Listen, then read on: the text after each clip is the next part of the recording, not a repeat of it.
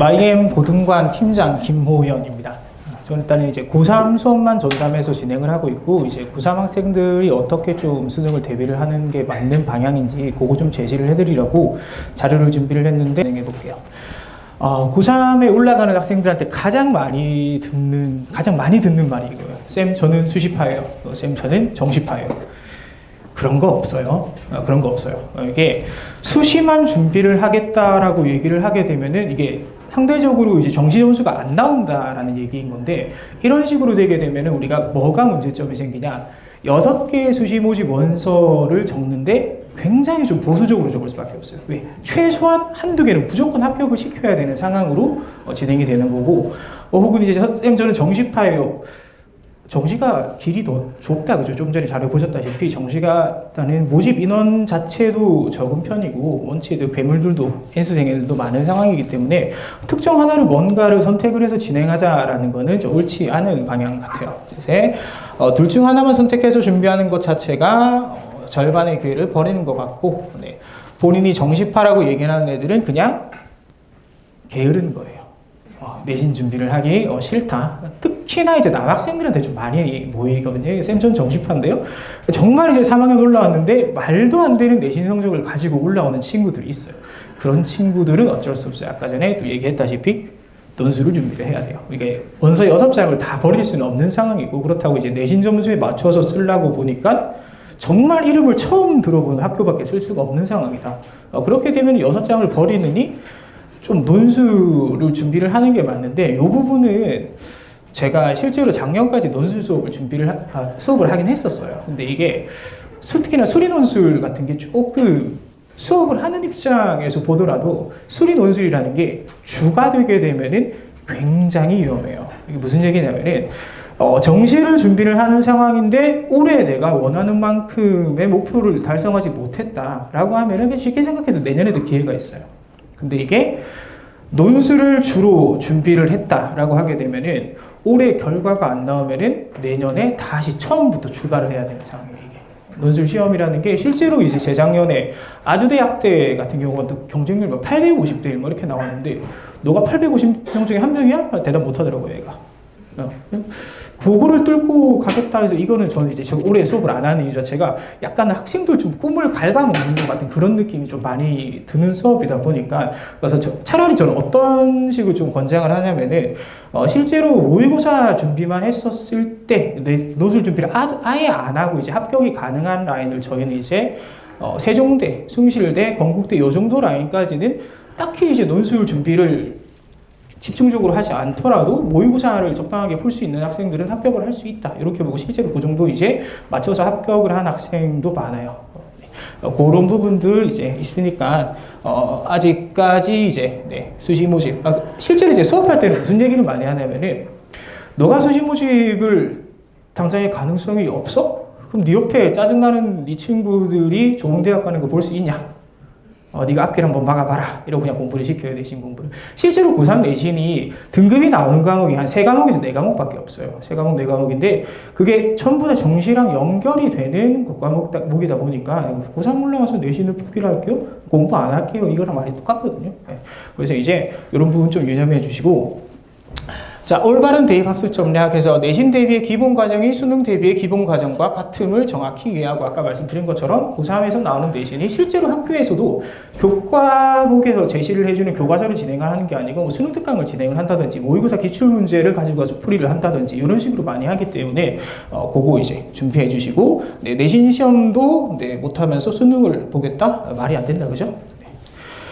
자, 그리고 이제 아까 전에 나왔던 부분인데, 확통론 조금 더 추가를 해서 말씀을 드리고 싶은 부분이 있어서 갖고 왔는데, 이제 작년 거예요. 작년 거의 결과가 원점수 기준으로 확률과 통계가 100점이었을 때 표준 점수가 137, 그 다음에 미적분이 139, 그 밑에가 이제 원점수가 88, 85, 83, 80 이렇게 내려가는 상황이에요.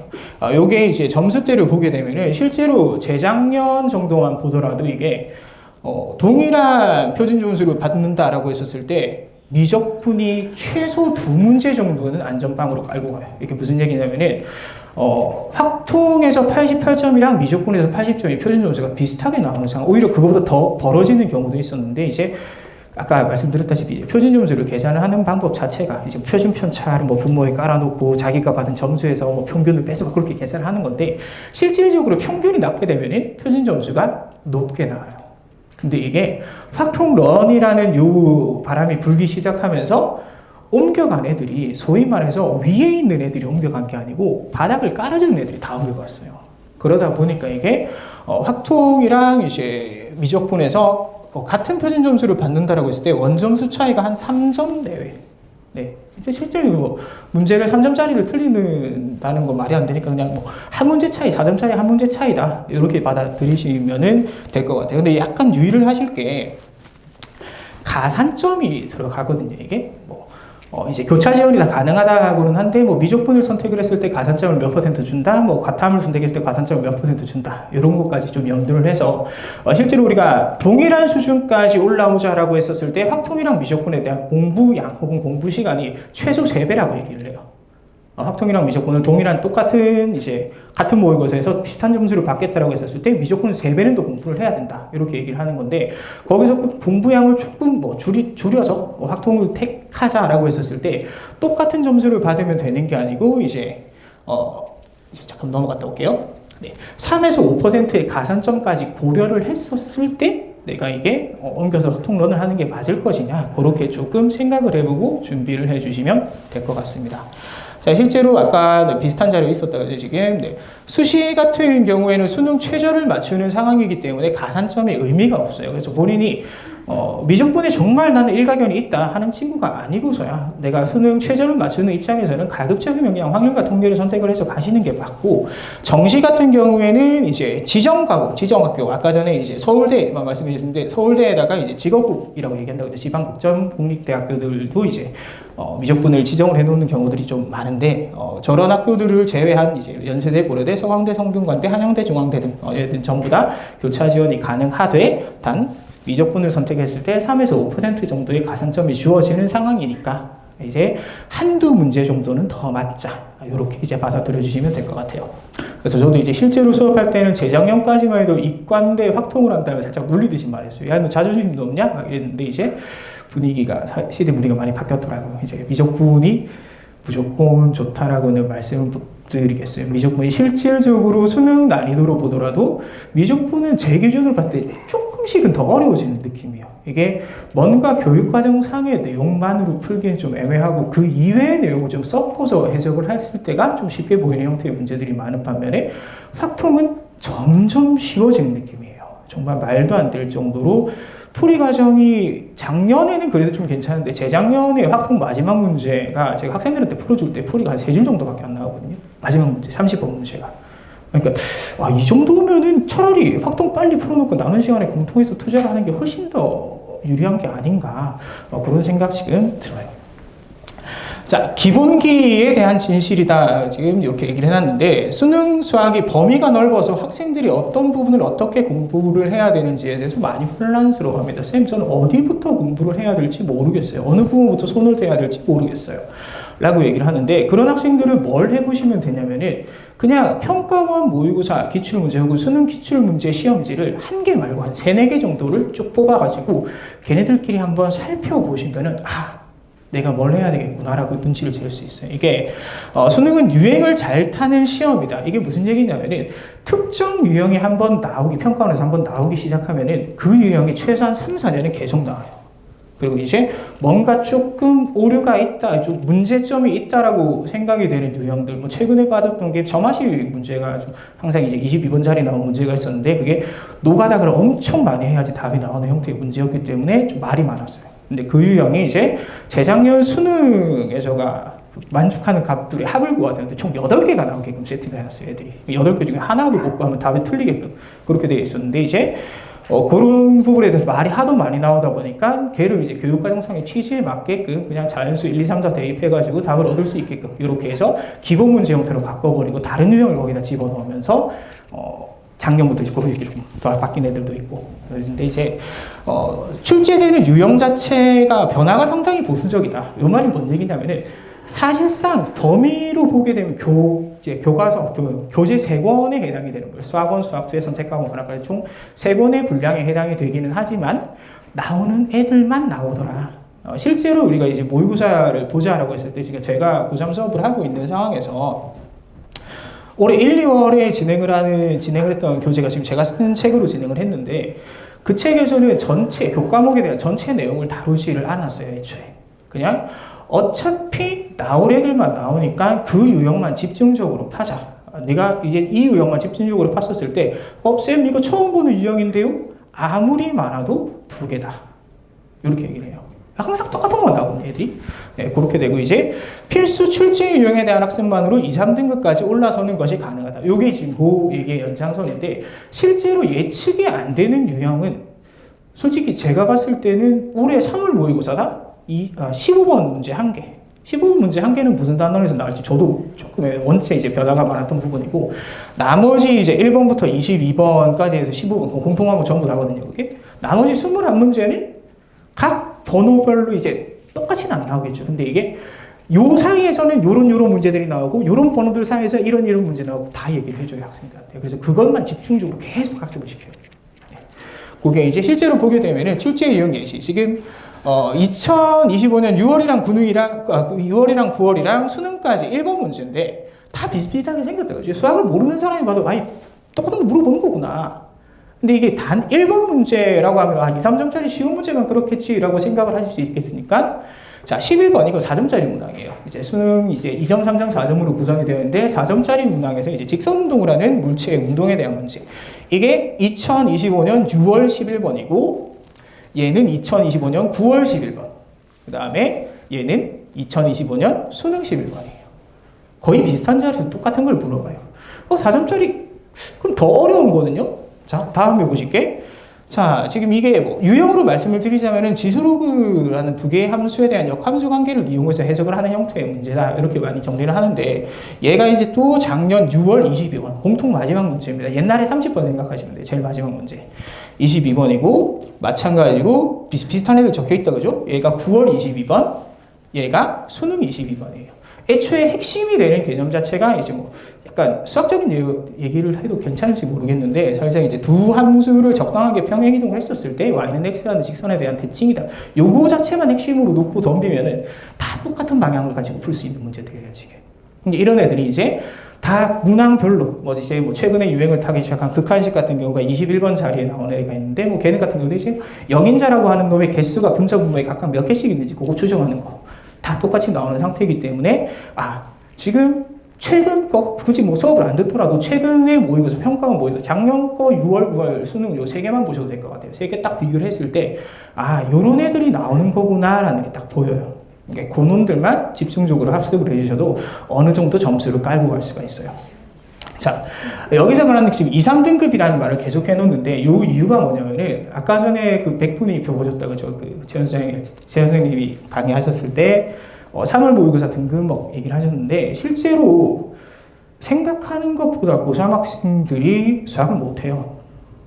무슨 얘기냐면은 수능 혹은 모의고사가 전체 30문항으로 구성이 되어 있고 이 중에 4점짜리 문제가 13개예요. 그리고 2점이랑 3점짜리 문제가 17개, 다 합치면 48점. 그 48점에다가 나머지 13개를 단답형은 뭐 못 찍겠지만 객관식을 한 번으로 다 밀었다 라고 하게 되면 한 60점 정도 점수가 나옵니다. 근데 실제로 3월 모의고사에서 60점을 받았다라고 하면은 3등급부터 출발이에요, 이게. 소위 말하는 이게 기본 유형의 문제들 2점, 3점. 이게 무슨 수준이냐면은 그 문제집 RPM, 쌤 이런 데 나오는 대표 유형 정도 수준밖에 안 돼요. 그 정도 수준만 다 풀 수 있는 상태에서 나머지 거 한 번으로 밀었더니 상위 25%래요, 이미. 그 상태에서 출발하는 거예요. 거기서 이제 실제로 출제가 되는 기본 유형들을 다 익혀놓고 나면은 이제 킬러 문항 이런 부분들은 이제 어떤 식으로 좀 접근을 하는 게 맞냐면은 우선은 저는 학생들한테 기준을 이렇게 얘기를 해요. 선택 과목을 포함해 전체 20문항 중 30문항을 잘못했네요. 킬러 혹은 준킬러에 포함되지 않는 아까 말씀드렸다시피 거의 모든 유형을 알고 있는 상황인데 그 유형들 중에서도 학생들이 좀 쳐내기 어려워하는 유형들이 있어요.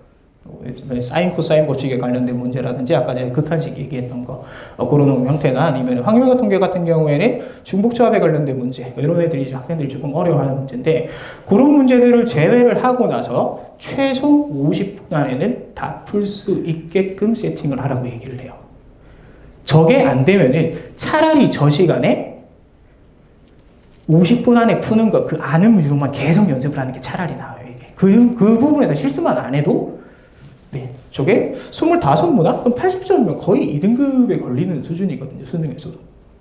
차라리 그렇게 연습을 하고 계산 실수는 안 하는 게 차라리 낫지. 너는 지금 이거를 할 수준이 아니다.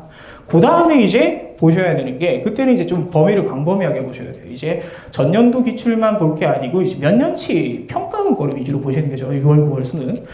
보게 되면은 분명히 다른 문제인데 되게 비슷하게 생긴 문제들이 많아요. 이게 평가원이 좋아하는 주제들이다라고 얘기를 하는데, 오늘 제가 방금까지 수업을 하다 왔는데, 뭐 예를 들어서 구간 내에서 최대나 최소값으로 정의된 함수, 이런 형태, 아니면 절대값을 포함한 함수에서 미분 가능성을 물어보는 형태.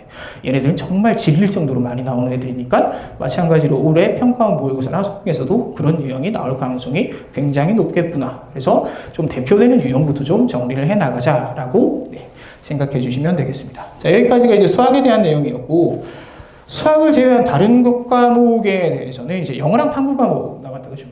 자, 영어랑 탐구 과목인데, 영어는 제가 봤을 때 더 이상 옛날에 그 입지를 가지고 있는 영어는 아니에요. 이게 실제로 한 1000점 만점으로 환산을 했었을 때 정시에서 영어 점수에 대한 비중을 한 100점 내외로 보는 학교가 굉장히 많이 있거든요. 그 와중에 이제 그 100점을 정말 내가 받은 점수대로 그대로 가져가는 게 아니고 90점 이상 1등급이면 홈런 100점 중에 100점. 그럼 이제 80점 이상에서 2등급이다. 홈런 100점 중에 98점 가져가. 약간 이런 느낌. 실제로 이제 몇 년 전에 제가 정시로 서울대 약대를 보낸 학생이 있었는데 그 학생이 영어가 3등급이었어요. 영어 3등급에 서울대 약대를 갔어요. 네. 그리고 이제 아까 전에 그 논술에도 약간 해당이 되는 친구인데 지금 마이엠 중등관에서 첨삭 지도 알바를 하고 있는 친구가 한 명 있는데 그 친구도 저랑 이제 한 2, 3년 정도 된 것 같아요. 그때 이제 수능을 본 친구인데 이 친구가 이제 중앙대 통계학과를 정시로 갔어요. 중앙대 통계학과를 정시로 갔는데 이 친구가 물론 수학을 굉장히 잘하긴 했지만 이 친구는 영어가 4였어요. 정시에서 영어 4를 받고 중앙대를 갔다. 그래서 더 이상 이제 영어는 옛날만큼 그렇게까지 큰 비중을 차지하지 않겠구나. 단 아직까지 연세대는 영어 점수를 조금 타이트하게 보는 편이긴 해요. 네, 그 정도 참고해 주시고 탐구 과목 같은 경우가 이제 특정 과목들에서 표준 점수가 70점 이상이 나오는 경우가 많거든요. 그럼 이게 두 과목을 합치면 140점이 넘어가기 때문에 수학보다 더 비중이 있는 거 아니냐라고 생각을 할 수가 있는데 실질적으로 이제 대학에서 반영하는 비율, 예를 들어서 국어 몇 프로, 수학 몇 프로, 영어 몇 프로, 탐구 몇 프로, 아까 영어는 한 10% 정도 들어간다고 말씀드렸고 나머지 90%에서 국어 수학이 가져가는 게 한 70% 정도 된다라고 보시면 돼요. 6에서 70. 이제 자연계열 같은 경우는 그 정도 갖고 가는 상황이라서 탐구 과목도 네 저는 이제 수업을 할 때 1월 달에 딱 개강을 하면 제일 많이 하는 얘기가 그거예요. 제발 2월 달까지 탐구 과목 개념은 끝내놔라. 왜? 3월 달부터 공부할 시간이 굉장히 부족해요. 챙길 게 너무 많거든요. 실제로 이제 국어랑 수학으로 대학을 정시 기준으로 국어랑 수학으로 대학을 가는 세대다라고 보는 게 맞다. 이렇게 정리해 주시면 됩니다. 자, 마지막으로 이제 제 얘기긴 한데 이제 앞으로 수업이 어떻게 될 것이냐. 3월, 6월에는 미적분이랑 내확통이랑 수능 대비 수업을 하고 7월부터는 수능 최저 대비 신규 개강한다. 이 정도까지 그냥 봐주시면 될 것 같습니다. 자, 감사합니다.